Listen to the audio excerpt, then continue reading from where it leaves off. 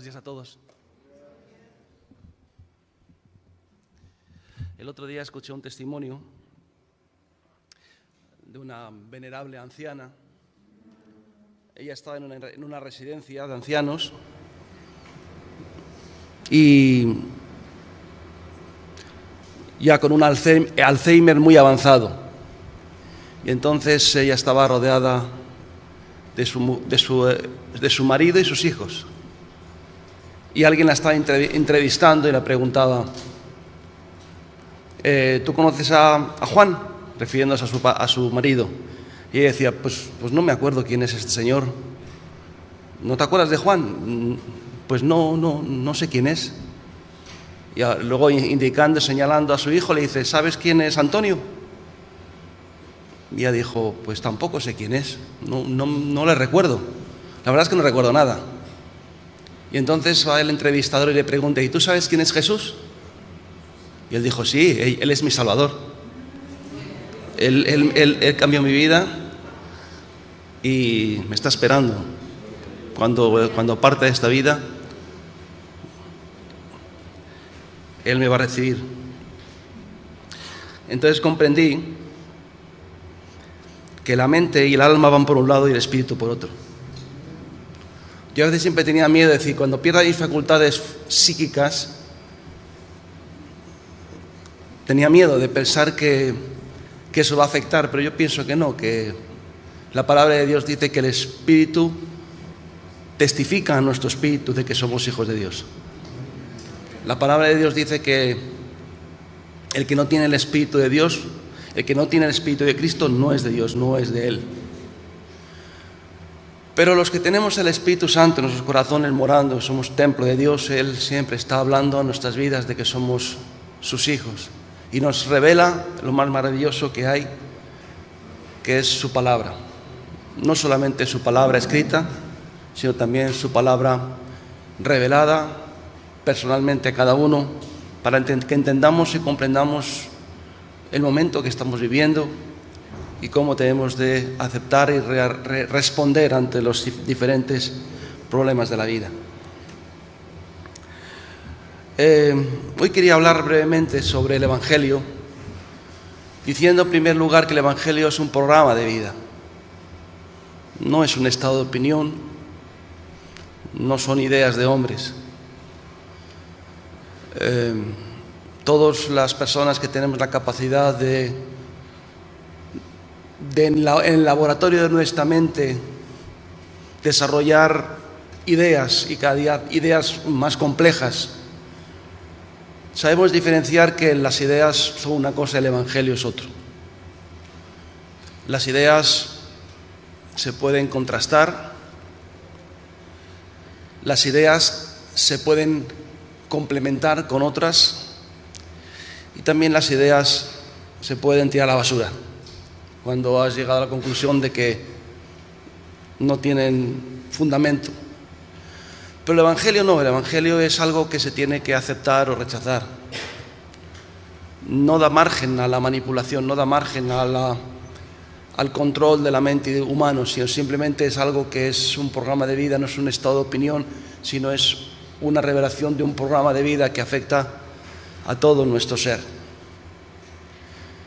Todo el Sermón del Monte nos habla básicamente del meollo del Evangelio. La primera parte del Sermón del Monte nos habla de las bienaventuranzas. Las bienaventuranzas aborda todas las características del carácter del cristiano. Los pobres de espíritu. Los pobres de espíritu son los que saben que necesitan de Dios, que no pueden resolver los problemas solo, de que necesitan la ayuda y la gracia y la misericordia de Dios. Yo tengo 60 años. He procurado durante toda mi vida buscar más altos grados de santidad y perfección, y me he hecho viejo en el intento. Y ahora me doy cuenta de que soy un hijo de su misericordia y su gracia, de que solamente puedo vivir la vida cristiana por su gracia y por su misericordia. Somos pobres de espíritu porque sabemos que no podemos, pero Él en su misericordia y en su gracia siempre nos nos aporta aquello que nosotros no podemos, a lo que queremos llegar. El Sermón del Monte habla de los misericordiosos, de los limpios de corazón, que no tienen amarguras, los que no tienen odios. Habla de los pacificadores, de los misericordiosos. Habla de todos los aspectos del carácter. También habla de nuestra relación con los demás. Habla de nuestra relación con Dios. Y concluye diciendo que el que oye estas palabras y las hace le compararé a un hombre prudente que edificó su casa sobre la roca. Diciendo que el que oye estas palabras y las hace, está diciendo que es un programa muy intenso de vida, pero que no basta solo que se quede como un estado de opinión o de reflexión, o que algo que afecta solamente a aspectos culturales o algunas áreas externas, periféricas de nuestra vida, sino que es como una levadura que lo cambia todo, que lo transforma todo. El problema es que casi siempre nosotros, los cristianos, queremos de alguna manera reeditar un evangelio que sea más asimilable a nuestras vidas por causa de nuestras propias debilidades y concupiscencias. Y eso no es honesto. Lo que es honesto es llegar al cielo y decir: Señor, estoy aquí por tu gracia, no porque he sido el mejor, porque probablemente no vamos a ser mejores que nadie, vamos a ir por su gracia, pero el Señor en su gracia nos va a dar las capacidades y las fuerzas para podernos adaptar a ese mensaje o a ese programa tan exigente como es la palabra de Dios, y vamos a poder vivirla. Quisiera que leyéramos, para entrar un poco ya más en materia, quisiera que leyéramos en el capítulo 12 de Romanos, el verso 16, dice: unánimes entre vosotros, no altivos. Unánimes entre vosotros, no altivos, sino asociándoos con los humildes. No seáis sabios en vuestra propia opinión. Unánimes, no altivos. La altivez es una actitud de soberbia y de orgullo, de creer que uno tiene su opinión y que tú tienes la tuya. Y si nosotros ahora, pues por ejemplo, aquí no sé las personas que seremos, un grupito bastante amplio, probablemente hay tantas opiniones como personas.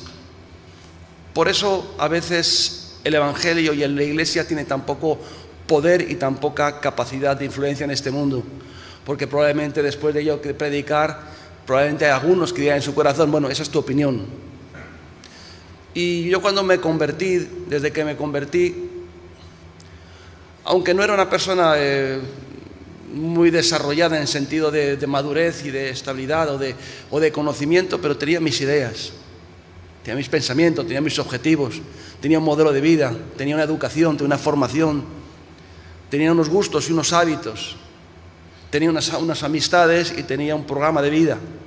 Y cuando el Señor llegó a mi vida, pues tuve que de alguna forma contrastar todo eso con lo que el Señor me pedía, y me di cuenta que mi opinión no encajaba y no podía ser compatible con el plan de Dios para mi vida. Y tuve que ir poquito a poco depurando todas esas opiniones y convirtiendo mi vida y adaptándola a lo que el Señor me estaba pidiendo en ese momento. Pero la mayoría de nosotros, como dice la palabra de Dios, somos oidores olvidadizos. La palabra de Dios nos dice que muchos escuchan la palabra del Señor, pero cae la semilla en la tierra dura y no da fruto muy prematuramente y pronto se seca. Otros se lo comen las aves del cielo. Una vez que salen de aquí, se la comen, se la picotean el diablo y sus secuaces, o simplemente los afanes de la vida vuelven a llevarte a una rutina en la que todo lo que hemos escuchado aquí pues no ha servido nada más que para tener un rato de comunión, de compañerismo, acercarnos a un fuego calentito que nos caldea un poquito, que nos suaviza la vida, pero que no cambia ni transforma nuestras vidas. Y no podemos de esa forma tampoco cambiar el mundo, porque el Evangelio no es una opinión. Y el Evangelio no es que todos pensemos lo mismo, sino que pensemos lo que Dios pone en nuestro corazón y luego nos complementemos como parte del cuerpo. Quiero decir que no el tener diferentes manifestaciones de la gracia de Dios nos lleva siempre a complementarnos para formar una estructura espiritual sólida. Nadie de los que estamos aquí somos iguales, gracias a Dios. Gracias a Dios que Dios nos hizo libres, gracias a Dios que Él nos hizo únicos, genuinos, auténticos, diferentes, diferenciados. Y nosotros siempre tratamos de diferenciarnos, es parte de la vida. Yo quiero saber quién soy. Y una vez que me he diferenciado y sé quién soy, puedo asociarme con otros para hacer un proyecto mucho más grande, que es la Iglesia de Cristo. Pero siempre tengo que buscar quién soy yo, quién es el yo diferente a los demás. Por eso Dios me habla a mí con su Espíritu y me revela sus verdades. No creando estados de opinión, sino simplemente transformando mi vida, haciéndome ese hombre único, diferente, diferenciado, que es capaz de que una vez que se ha encontrado con Dios y consigo mismo y ha encontrado su destino maravilloso en Dios, puede complementarse con otros. La mayoría de las personas que tienen estados de opinión no pueden complementarse con los demás, porque casi siempre las opiniones nos llevan siempre a conflictos personales y a enfrentamientos. Por eso probablemente hoy muchos de vosotros, después de que yo predique la palabra, diréis, bueno, eso es tu opinión. Y nos volvemos a juntar aquí al día siguiente y escucharemos la palabra y dirás, bueno, yo es que lo veo de otra manera, y está bien. Pero al final seremos como un gran montón de ladrillos, una montaña de ladrillos sin formas, sin estructuras, sin organización. Pero no seremos un templo.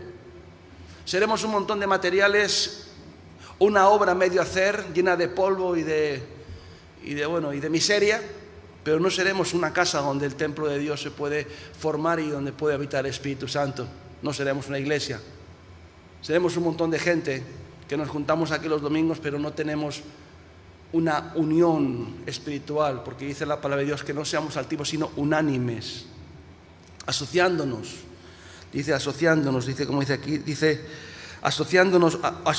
con los humildes. Los humildes no son personas intelectualmente castradas.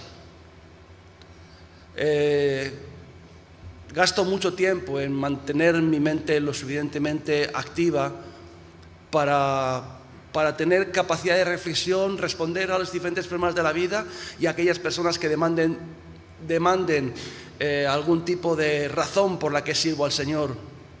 Creo que la intelectualidad no está reñida con la espiritualidad, pero la intelectualidad es algo que nosotros sometemos a Dios y decimos, Señor, yo no tengo mis ideas personales, yo quiero que tú reveles a mi vida lo que tú quieres que yo sea y lo que tú quieres que yo haga.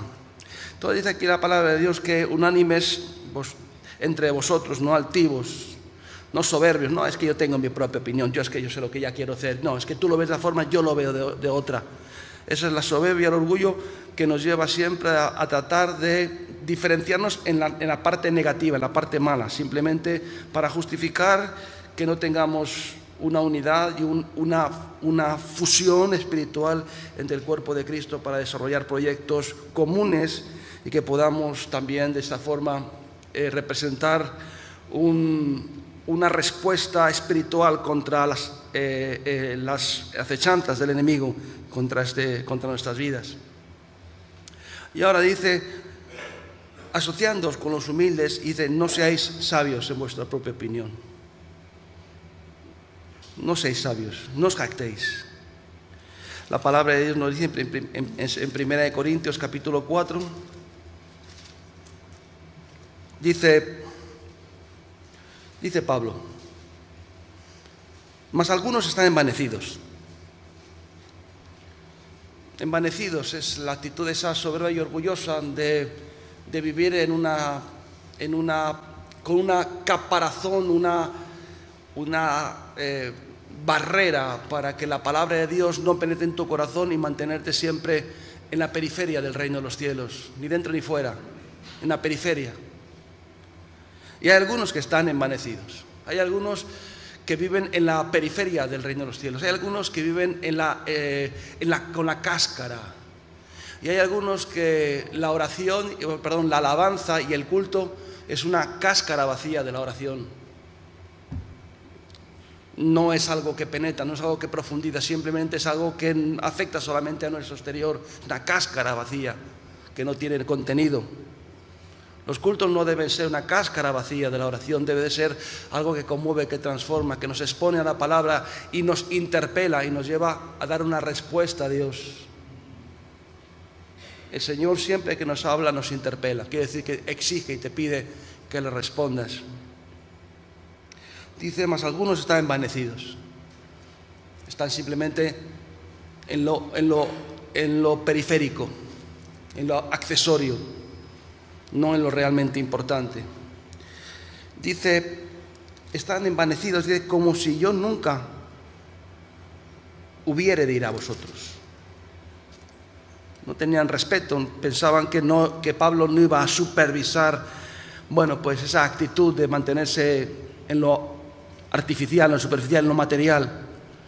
Dice Pablo, pero iré pronto a vosotros, si el Señor quiere, y conoceré no las palabras, sino el poder de los que andan envanecidos. Pablo está actuando de una forma muy rígida, muy seria, ¿no? Diciendo, yo pronto iré a vosotros y vamos a cambiar un poco a parafrasear, dice, voy a ver no las palabras, o mejor dicho, no voy a ver las opiniones, sino el poder de los que andan envanecidos. Porque las opiniones tienen un resultado y la obediencia a la palabra tiene otro resultado, no puede ser el mismo. Una opinión no puede tener la misma repercusión en tu vida y en el mundo espiritual que una opinión. Una opinión que ha nacido en el corazón de tu mente y de tu corazón, de tus propios intereses y de tus propios objetivos, no puede representar mucho. Pero es la palabra de Dios que ha sido mandada por el Espíritu Santo y nos ha encomendado una tarea y nos ha programado un objetivo y una forma de vida, eso tiene que tener un resultado. Hoy estamos aquí, probablemente muchos de nosotros, porque hubo alguien o algunos que decidimos poner en práctica, vivir el Evangelio. Y por esto hemos tenido situaciones muy complicadas, porque dice la palabra de Dios que todos los que quieran vivir piadosamente tendrán persecución.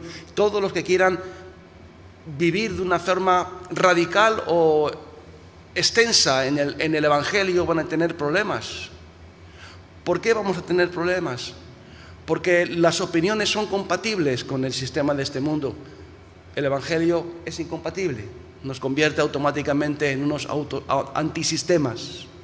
Porque Jesús no se involucró con el mundo, Jesús no se identificó con el mundo, no participó con las formas de este mundo, sino que Él vivió para el reino de los cielos, para obedecer a su Padre y para vivir una vida con un diseño y con un destino que Él marcó y no se dejó ni gobernar, ni convencer, ni manipular por nadie.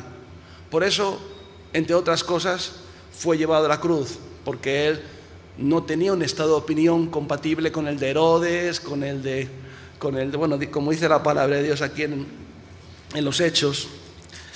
Dice la palabra de Dios en el capítulo, a ver si lo encuentro, capítulo 3 creo que es, o capítulo 4, dice, puestos en libertad vinieron a los suyos, capítulo 4, versículo 23, dice, puestos en libertad vinieron a los suyos y contando todo lo que los principales sacerdotes, los ancianos habían dicho. Acaban de salir de la cárcel por predicar el Evangelio, y porque Pedro había dicho que era mejor obedecer a Dios que a los hombres. Decía que era mejor servir a Dios que tener estados de opinión que fueran compatibles con el resto del mundo. Y por eso les habían llevado a la cárcel. Y ellos habiéndolo oído, alzaron unánimes la voz a Dios y dijeron: soberano Señor, tú eres el Dios que hiciste el cielo y la tierra y el mar y todo lo que en él hay. Y por la boca de David tu siervo dijiste: ¿por qué se amotinan las gentes y los pueblos piensan cosas vanas? Se reunieron los reyes de la tierra y los principales se juntaron en uno contra el Señor y contra su Cristo. Dice, ¿por qué los hombres piensan cosas vanas? ¿Y por qué se han juntado todos en contra de del Señor y su Cristo? Y dice, porque verdaderamente se unieron en esta ciudad contra su santo Hijo, a quien ungiste. Y ahora dice quiénes se unieron. Dice, se unieron, hubo un complot, se unieron en esta ciudad contra tu santo Hijo Jesús, a quien ungiste. ¿Y quiénes se unieron? Ya lo dice, Herodes, Poncio Pilato, los gentiles y el pueblo de Israel. Yo creo que no quedaba nadie fuera de ese gran grupo. Creo que era una masa suficientemente poderosa y contundente, ¿no? Creo que no había mucho espacio. Y eso es lo que muchas veces pasa. Aquellos que tratan de vivir la vida cristiana. Los que tratan de vivir una vida basada en opiniones o conjeturas o en reflexiones o evangelios más o menos adaptados, pues no tendrán ningún tipo de dificultad. Ahora, volvamos al texto de 1 Corintios capítulo 4. Dice, mas algunos andan envanecidos como si nunca viniese a vosotros. Pero iré pronto a vosotros, y si el Señor quiere. Y conoceré, no las palabras, no las opiniones, no me interesan las opiniones, sino veré el resultado de vuestras palabras y de vuestras opiniones, sino el poder de los que andan envanecidos. Dice, porque el reino de Dios no consiste en palabras, el reino de Dios no consiste en opiniones, en ideas, sino en poder. Ahora, hay poder en tu vida, hay poder en nuestra vida. Yo creo que hemos vivido muchos años en el poder del Espíritu Santo. Y lo seguiremos viendo, porque las palabras de Dios tienen que traer sobre nuestras vidas una unción y un respaldo. Tienen que cambiar y tiene que conmover y tiene que desafiar el mundo de las tinieblas. Y como consecuencia tendremos guerras, tendremos conflictos, pero de todas nos librará el Señor. Quiero leer un texto en Isaías. Os pido paciencia, si os aburro, pues enseguida, creo que no es 51. Dice, el preso agobiado será librado pronto, no morirá en la mazmorra ni le faltará su pan. Porque yo, Jehová, que agito el mar y hago resurgir las ondas, soy el Dios tuyo, cuyo nombre es Jehová de los ejércitos, y en tu boca he puesto mis palabras. Y con la sombra de mi mano te cubrí, extendiendo los cielos, echando los cimientos de la tierra, diciendo a Sión, pueblo mío eres tú. Despierta, despierta, levántate, oh Jerusalén, que bebiste de la mano de Jehová el cáliz de la ira, porque el cáliz de aturdimiento bebiste a los sedimentos de todos los hijos que dio a luz. No hay quien te guíe y quien te tome de la mano de todos los hijos que crió. Estas dos cosas han acontecido, asolamiento y quebrantamiento, hambre y espada. ¿Quién se dará de ti? ¿Quién te consolará? Tus hijos desmayaron y estuvieron tendidos a las encrucijadas de los caminos, como antílope en la red, llenos de la indignación de Jehová, de la ira del Dios tuyo.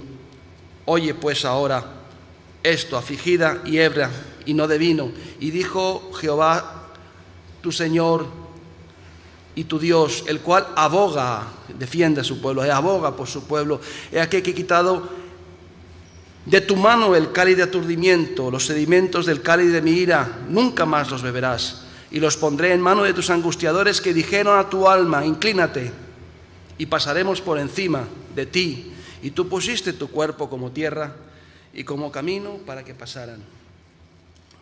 Nosotros hemos puesto continuamente nuestras vidas en servicio a Dios, y continuamente el enemigo ha querido pasar sobre nosotros como un tráiler, simplemente porque hemos querido vivir su palabra. Y el enemigo siempre nos ha querido arrollar con sus desafíos, con sus parafernalias, con sus fuegos de artificio, con sus acusaciones, con sus diferentes expresiones y sobre todo sus como te diría, emboscadas, digamos así. Y hemos puesto siempre nuestro cuerpo, nuestra vida, para que nos arrollaran, pero siempre el Señor nos ha quitado ese cáliz de aturdimiento y lo ha puesto en manos de nuestros enemigos, y esa situación no va a ser diferente. Vamos a ver la gloria de Dios y seguiremos viéndola siempre y cuando, a pesar de todos los embates, ataques del enemigo, siempre volvamos a decir, Señor, yo no estoy aquí porque en un tiempo me vino bien o porque creó en mí un estado de opinión, sino porque tú me has llamado y es para lo que estoy sirviendo. Por eso, hermanos, el Evangelio no es un estado de opinión, es un programa de vida. Un programa de vida que afecta a todo nuestro ser. Y un programa de vida que produce y trae fuerzas y poder a nuestra vida para cambiar no solamente nuestros corazones, sino también, como dice el capítulo 5 de Mateo en el Sermón del Monte: somos la luz del mundo, somos la sal de la tierra. Y eso es lo que deberíamos de ser. Quisiera que leyéramos en el capítulo 2 de Timoteo.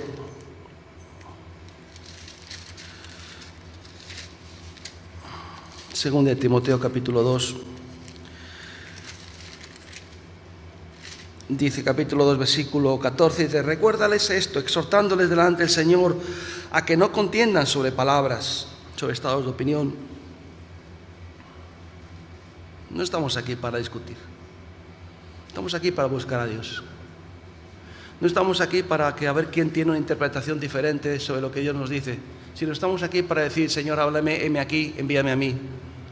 No estamos aquí para cuestionar si es momento o si no es momento. Como decía Pablo, cuando el Señor me llamó, no consulté a carne ni sangre, ni fue a los que eran apóstoles antes que yo, sino que me puse a la obra, me puse a funcionar. Entonces dice aquí Pablo: recuérdales esto y exhórtales delante del Señor que no contiendan sobre palabras, sobre ideas, sobre pensamientos, sobre estados de ánimo. Tú tienes un estado de ánimo, yo también. ¿El estado de ánimo cambia las verdades espirituales? No las cambia. Los estados de ánimo no cambian las verdades de Dios. Somos nosotros los que somos fluctuantes, los que somos afectados en nuestra alma y en nuestro corazón por las diferentes presiones, pero la palabra de Dios siempre es verdadera.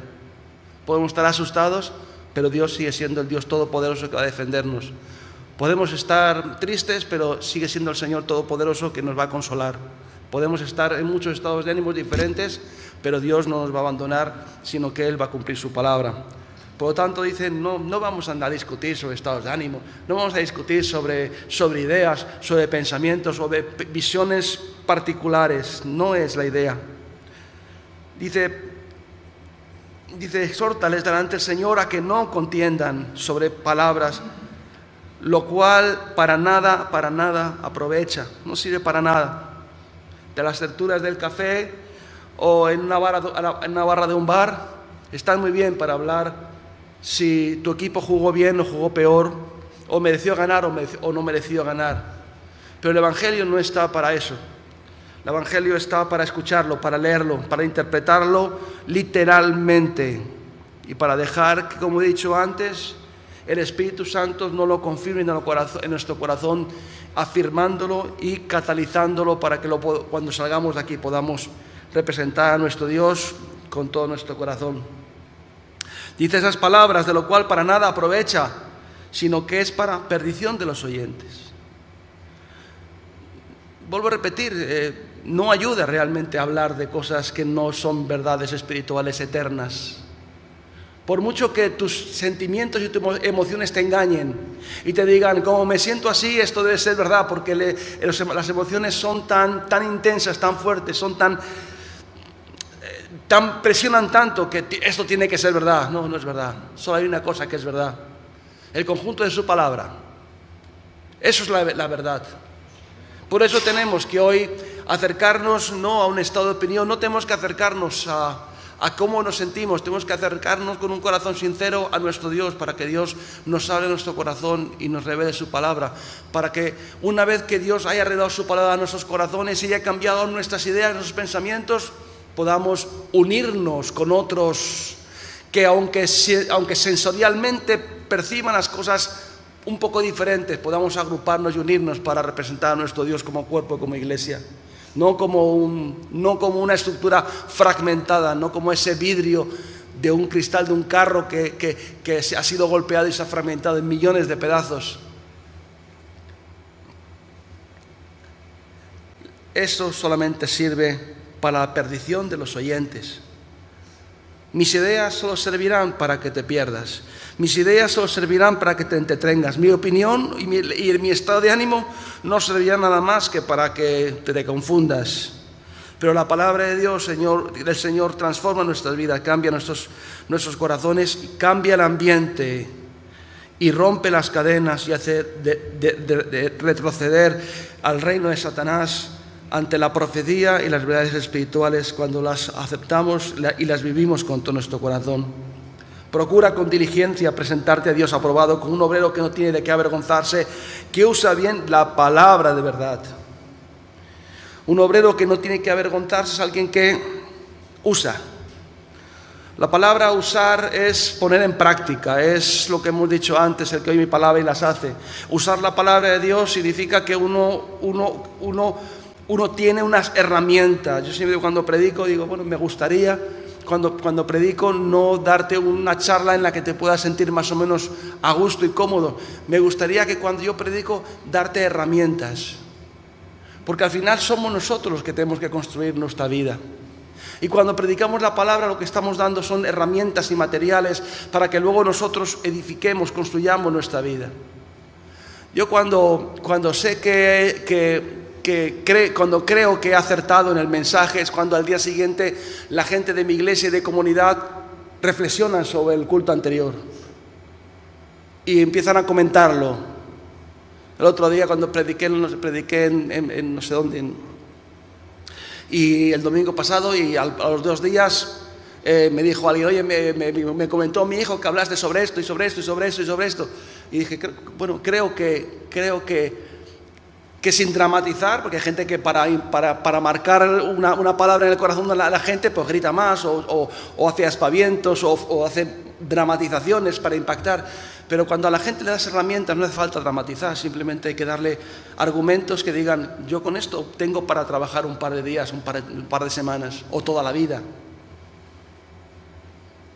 Y entonces el que usa la palabra de Dios es aquel que ha recibido esas herramientas, esos materiales espirituales y empieza a construir un edificio en base a eso.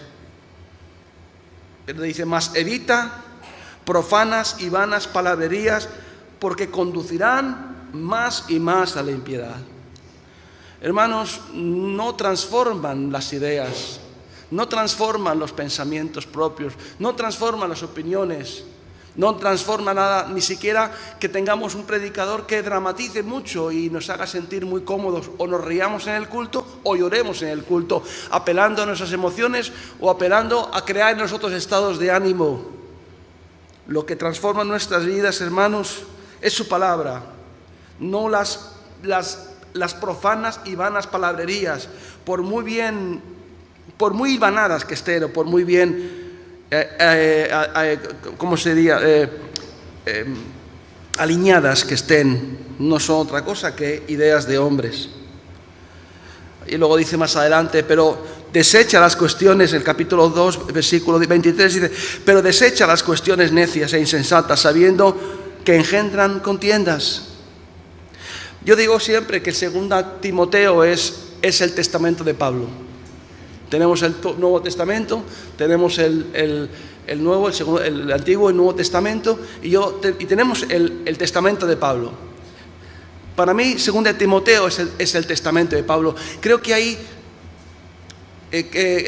cataliza, comprime todo lo que alguien tiene que decir a su discípulo cuando le quedan muy poquito tiempo para partir.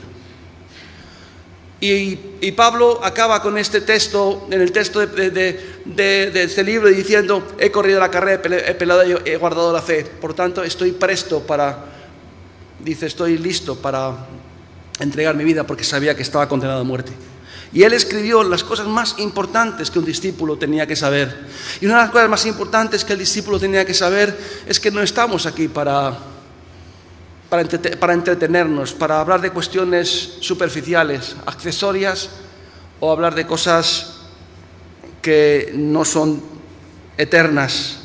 Desecha las cuestiones necias e insensatas, sabiendo que engendran contiendas. Dice la palabra de Dios que dice que nos conducen a la impiedad. Dice que las palabras que son opiniones, dice, sino que es para perdición de los oyentes. Dice que engendran impiedad y que además engendran contiendas. ¿De dónde vienen los pleitos? ¿De dónde vienen las divisiones? ¿De dónde vienen las sectas? ¿De dónde vienen las diferentes maneras de entender la cristiandad? ¿De dónde vienen?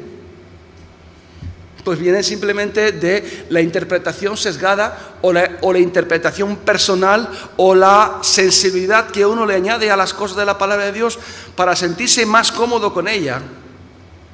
Y de repente nos damos cuenta de que estamos divididos, que estamos distanciados, que por estas pajas o por aquellas cosas o aquellos pensamientos, estas puntillitas, de repente nos hemos sentido y distanciados y alejados sin tener comunión porque nos hemos dejado llevar por las ideas y no por la palabra del Señor.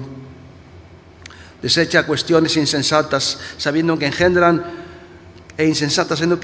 contienda.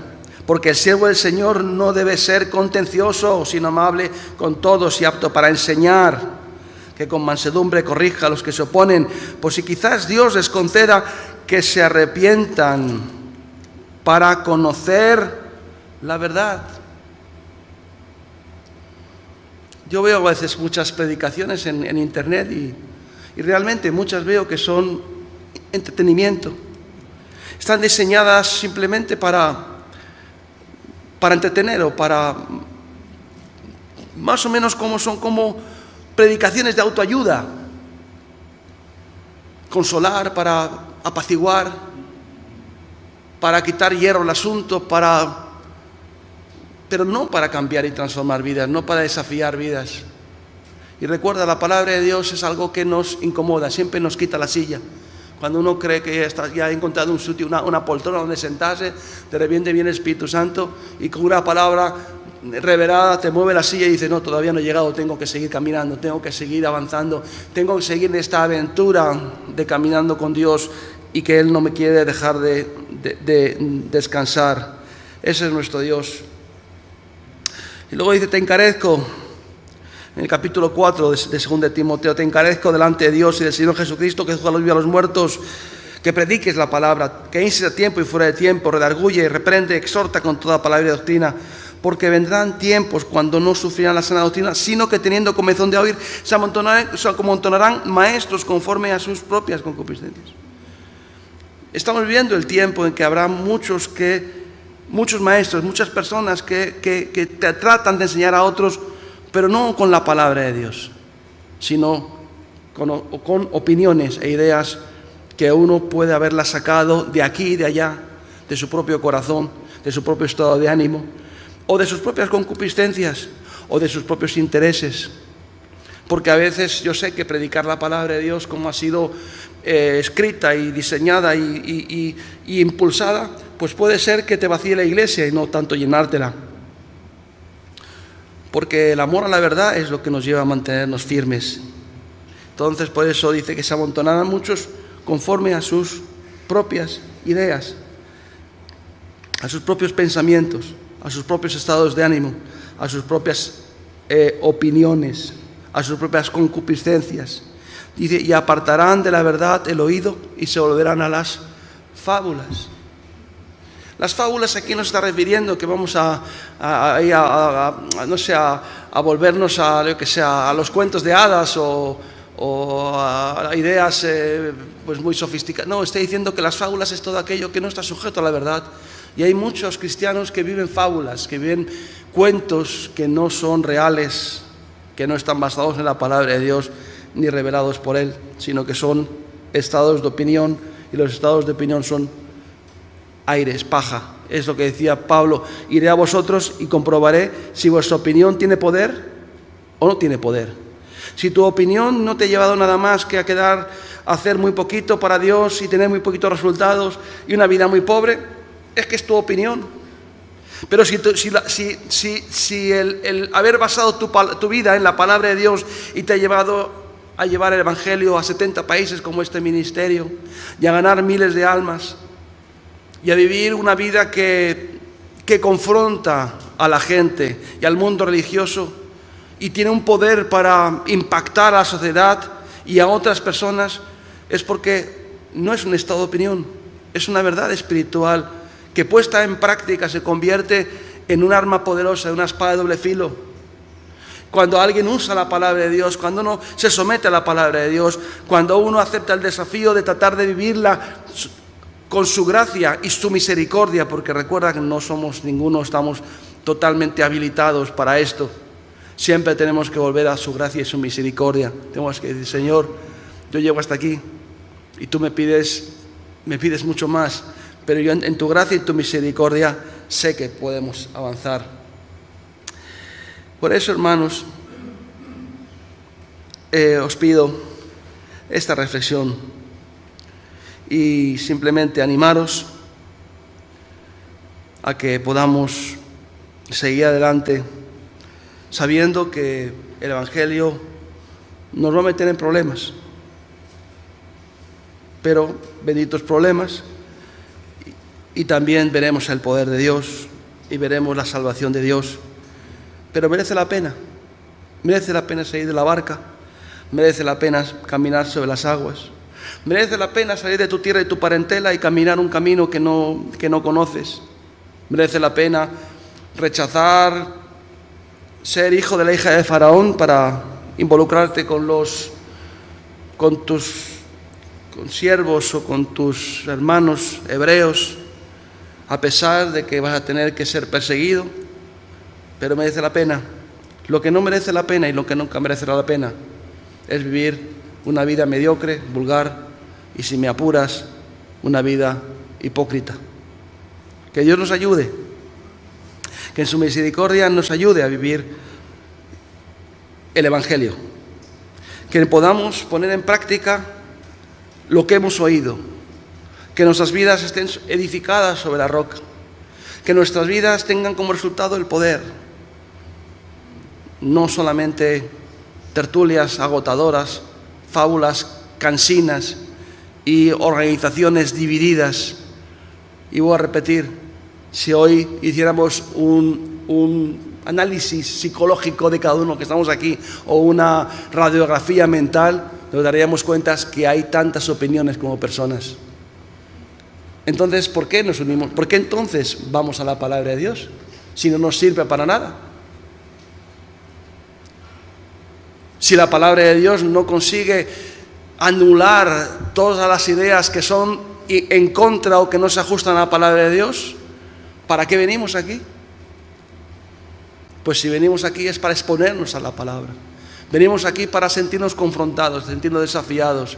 Y una vez que el Señor nos ha desafiado, nos ha confrontado y nos ha llevado a coger... Yo antes he limpiado el coche, he cogido un montón de papeles que tenía y los he depositado en la papelera. Eso es lo que hago yo con mis ideas y mis opiniones. Y te voy a decir una cosa, intelectualmente, no es que sea un portento, pero trato de desarrollar mi cabeza. Trato de gestionar pensamientos, ideas, de contrastar cosas, pero siempre llego a la misma conclusión. Al final siempre la conclusión de que mis ideas, en el momento que encuentran un conflicto con el Señor, con su amor, su misericordia, su llamado, no hay discusión. No hay discusión posible. No puede haber ningún tipo de discusión con Dios. Señor, tú eres Dios. Por eso quiero simplemente acabar con un texto. Y es en el capítulo, y acabo, ya de corazón ya os dejo. Isaías 66 dice: Jehová dijo así: el cielo es mi trono y la tierra estrado de mis pies. ¿Dónde está la casa que me habéis de edificar y dónde el lugar de mi reposo? Mi mano hizo todas estas cosas. Así todas estas cosas fueron, dice Jehová. Pero miraré a aquel que es pobre y humilde de espíritu y que tiembla a mi palabra.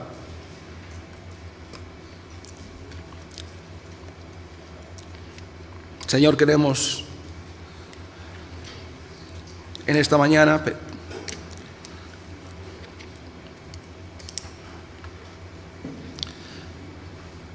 pedirte socorro, pedirte ayuda.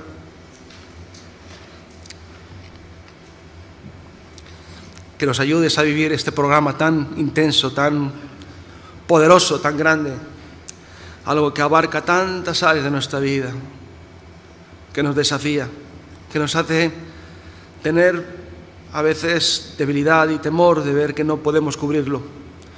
Pero tu palabra dice que